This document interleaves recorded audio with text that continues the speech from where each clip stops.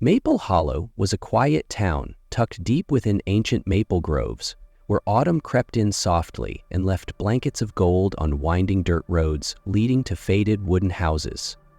Beneath its peaceful charm, people whispered about places they dared not wander alone. The abandoned horse barns, the tangled backyards, the misty paths fading into the old forest's edge.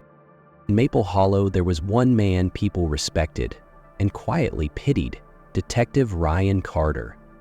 Once, he had a family, a wife whose laugh lit up rooms, a little boy who loved to ride on his shoulders.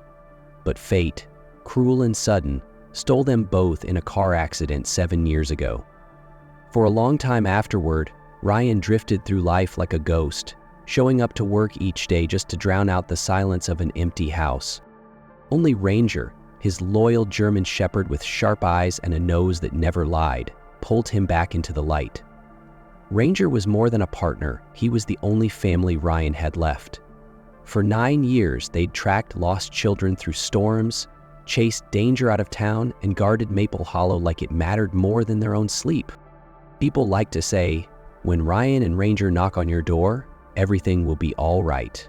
But Ryan knew better than anyone that all right came with a price: sleepless nights, hidden tears, and a fragile hope that as long as Ranger barked, he'd have the courage to believe in good things. That morning, a soft mist still clung to the empty lots and forgotten fields that circled Maple Hollow.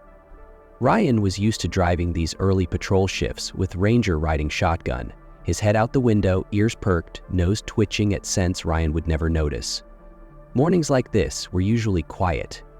The odd call about a neighbor's dog barking too much, or a cow wandering onto the main road. But today, the dispatcher's voice crackled through the radio in a tone he hadn't heard in a while.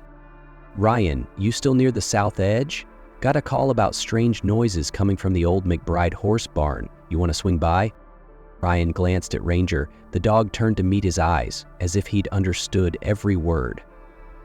Ryan gave a small nod and flicked on the turn signal.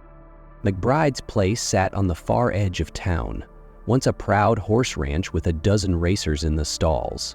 After Old Man McBride passed, the property rotted slowly, fences sagging, the barn roof caving in.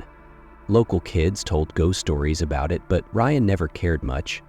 Until today. He parked the cruiser about 50 yards from the barn. Ranger jumped down, shook his coat, and fixed his eyes on the crooked barn door hanging by a single hinge.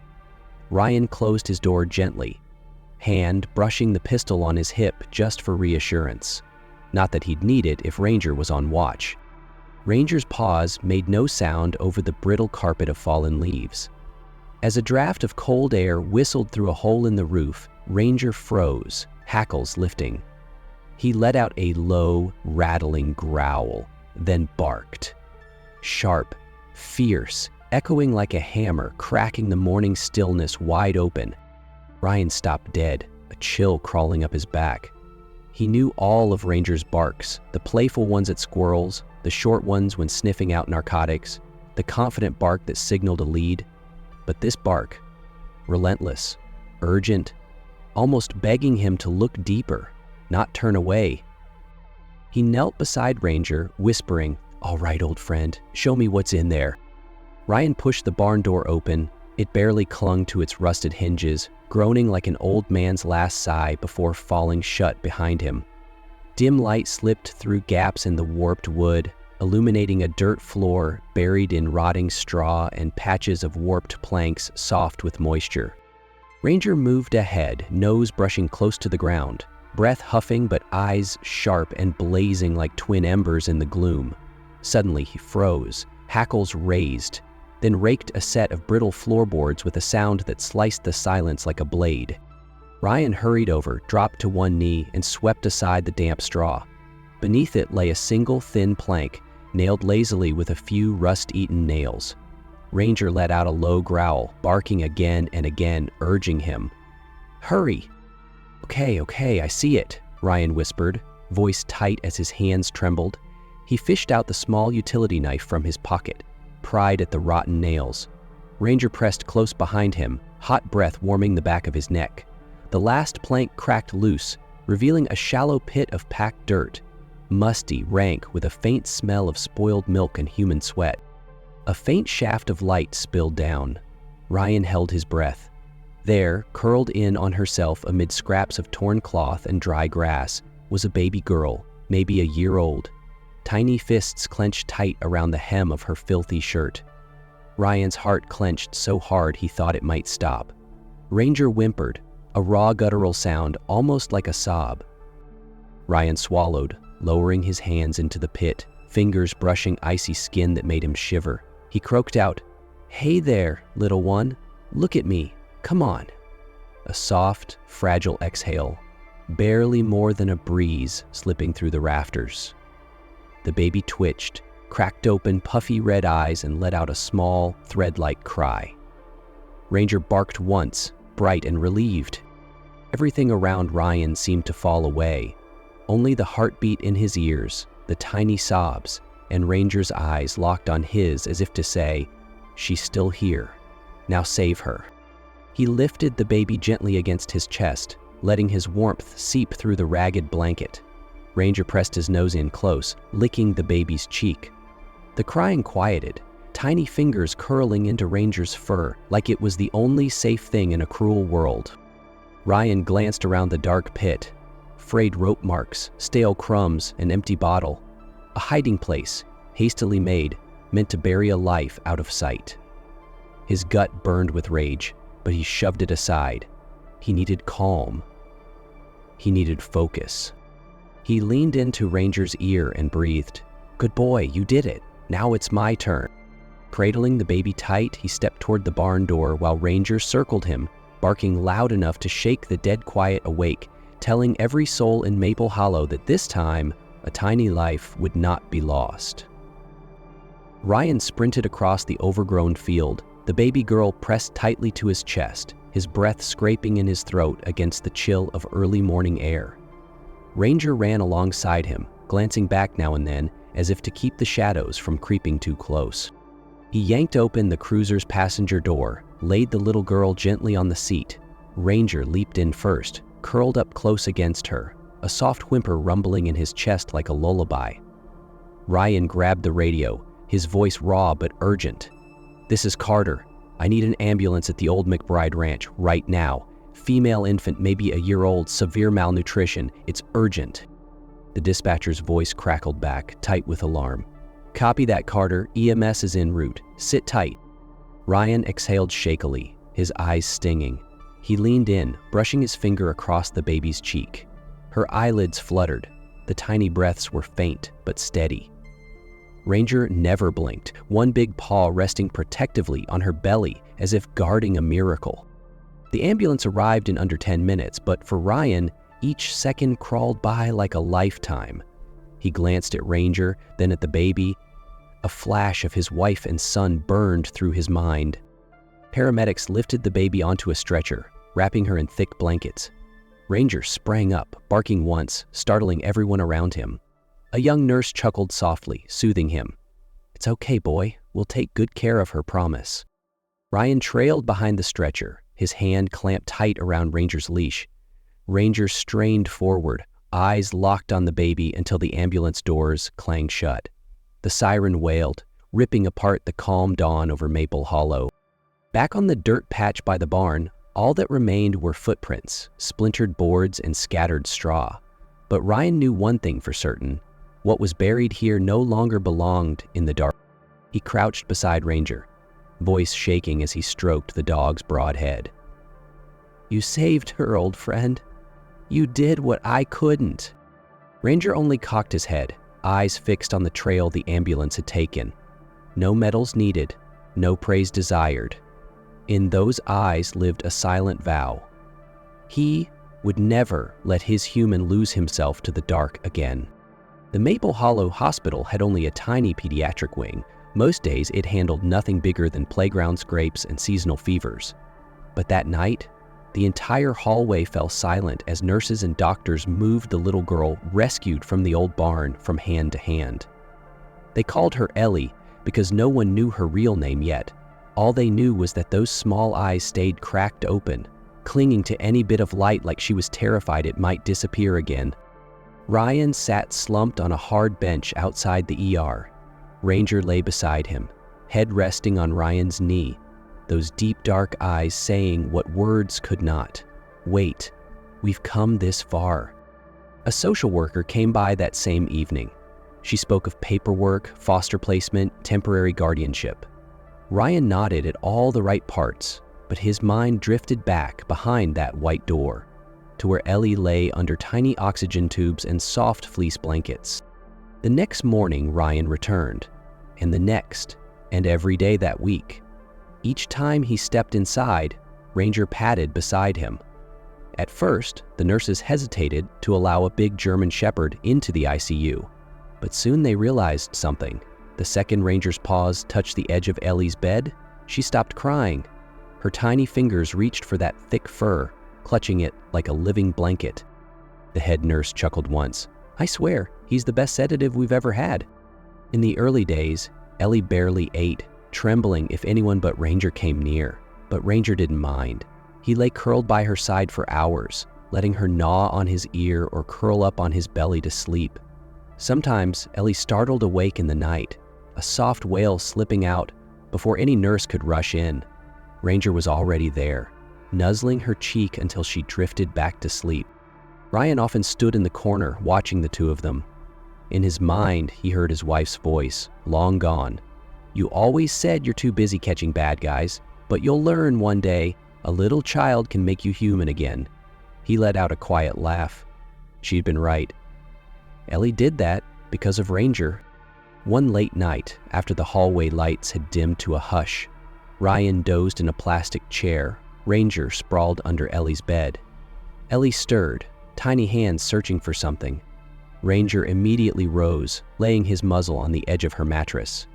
Ellie's fingers found one floppy ear, tugged softly and giggled.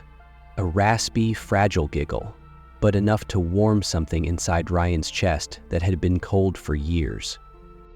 A social worker asked quietly beside him, "Ryan, have you thought about fostering her yourself?" He didn't answer right away. He just looked at Ranger, then at Ellie, sucking her thumb beside her big, furry guardian. In Ranger's steady gaze, Ryan saw the truth he'd been too afraid to say out loud. They already belong to each other. What about you? While doctors worked to steady Ellie's tiny heartbeat, Ryan kept returning to that barn, haunted by something he couldn't name. One morning, Ryan stood watching as Ranger nosed around the darkest corner of the stall.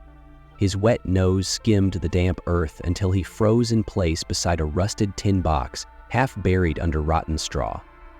With a soft bark, Ranger grabbed the box gently and trotted it back to Ryan's boots. Ryan knelt down, flicked open the lid with his pocket knife. Inside lay a single folded scrap of paper, yellowed and creased, handwriting jagged and desperate. He unfolded it slowly, reading each word as if they might break apart in his hands. "If anyone finds my daughter, please do not judge me. I have lost everything. My family turned me away, cancer eats me alive piece by piece. I no longer have the strength to feed her or watch her starve beside me. I left her here because I believe someone will hear her cries or the wind will carry my prayer far enough. Please, give her a chance, a home, a beautiful name. I pray she lives as any child should, to love and be loved. Forgive me, Ellie's mother." Ryan's chest tightened around each word. Ranger sat close, those deep brown eyes locking onto his. No need for words. "Now you know. This is why we found her." That letter explained everything. The mother's despair, her last flicker of courage, and Ellie, that fragile life wrapped in torn blankets, had survived because of a bark, a loyal nose, and a prayer sealed in fading ink. That day, Ryan brought the letter back to the hospital. He sat beside Ellie's crib while Ranger curled close, head resting beside her tiny arm. Her fingers fumbled at Ranger's fur, tugging gently at a soft tuft. Ellie's blinking eyes still clung to the light, as if refusing to believe it could ever leave her again. The head nurse skimmed the letter, exhaling a soft sigh. At least, Her mother did love her in the only way she could. Ryan nodded faintly. He glanced at Ranger, then at Ellie. She wasn't just a case anymore. She was the last piece of his own humanity. The quiet answer to nights spent asking himself, am I still worth saving anything good for? That night, as usual, Ryan fell asleep in a cheap hospital chair. Ranger lay faithfully under Ellie's crib, ears perked even in sleep. Ellie drifted off, her tiny hand buried in thick fur, her lips murmuring something not quite words. A promise whispered into the dark. I will live, and I will love. Ryan told himself he couldn't be a father again, not with a cop's dangerous, uncertain life. A child deserved calm nights, simple mornings, things he wasn't sure he could give anymore. But Ranger didn't care about any of that. Every time Ryan stepped into that hospital room, Ranger beat him there. His big head resting beside Ellie's pillow, lying still for hours, unfazed by the nurses and their bustling footsteps, only whining soft and low whenever Ellie stirred and whimpered in her sleep. Many nights, Ryan sat silently in the corner, fingers clenched tight around Ranger's leash, eyes locked on this quiet scene. A dog who never tired of guarding a tiny heartbeat that once nearly stopped for good. Deep down, Ryan knew, to Ranger, Ellie was pack. Family, a life worth guarding. And for Ryan too, whether he admitted it or not, he kept repeating to himself, this is temporary, just duty. Don't let your heart slip. Then, one night after a long shift, he came back to the hospital as usual. The door was ajar, spilling out the warm yellow glow of the night lamp. On the small bed, Ellie slept soundly, cheeks rounder than the week before. Her tiny fist clung tight around Ranger's thick neck, hugging him like a breathing teddy bear. Ranger lay perfectly still, eyes half closed, breathing calm and steady in sync with hers. That moment slammed into Ryan like a lightning bolt. The beeping monitors vanished. The guardianship forms waiting down the hall no longer mattered. All he saw was this simple truth. A child who'd lost everything, a dog who'd never left anyone behind, and himself, standing there knowing he'd be the biggest coward alive if he turned away now. He stepped closer, brushed Ranger's head, and gently touched Ellie's small hand.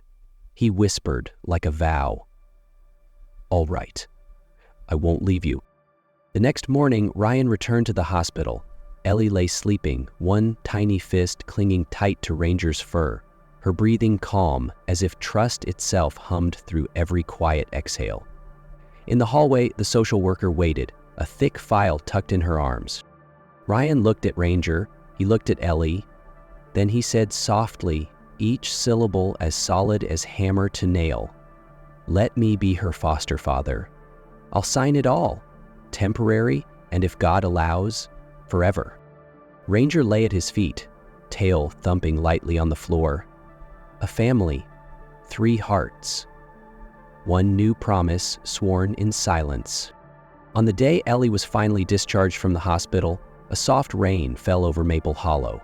A thin mist curled around the familiar streets Ryan had patrolled for nearly a decade, but this time, the squad car carried more than just him and Ranger. In the back seat, strapped into a brand new baby carrier, was Ellie, bundled tight in the yellow blanket the hospital had given as a farewell gift.